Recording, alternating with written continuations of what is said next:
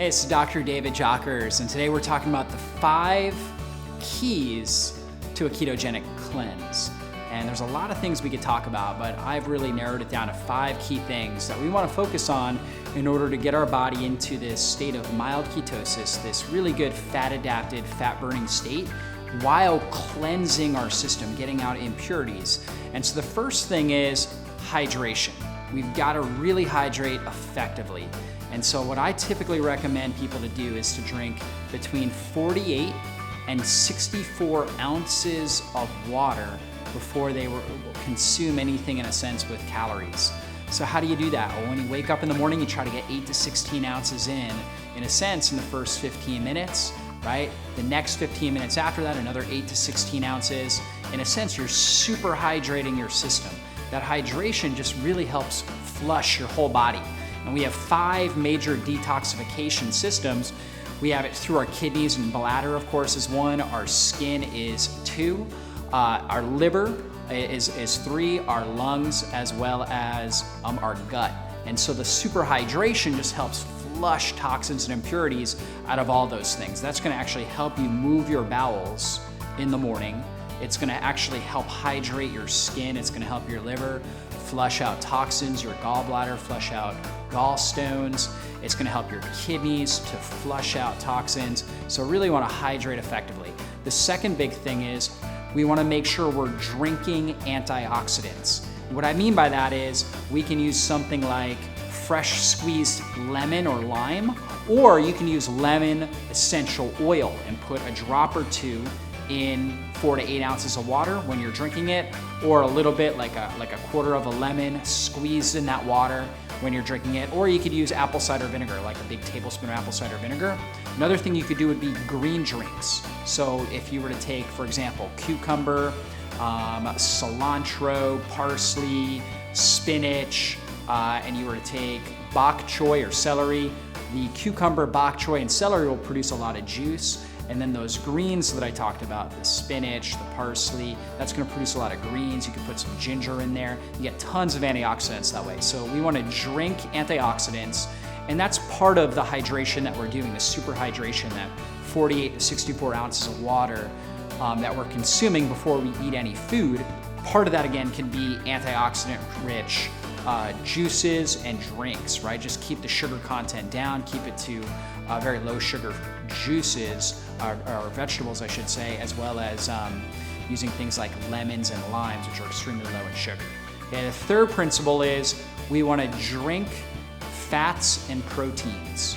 And so what I mean by that is during the daytime hours, we want to get a lot of our nutrition from things that are raw and ideally liquid. And so doing things like protein shakes, where you take coconut milk, maybe a little bit of berries, you take coconut oil, MCT oil, you take a good high quality protein powder, you put that in. You can even throw an avocado in there if you want to make it more of like a pudding, but you're making protein shakes, you're making creams, you're making puddings, different things like that. You can even make a blueberry parfait, for example, with coconut butter.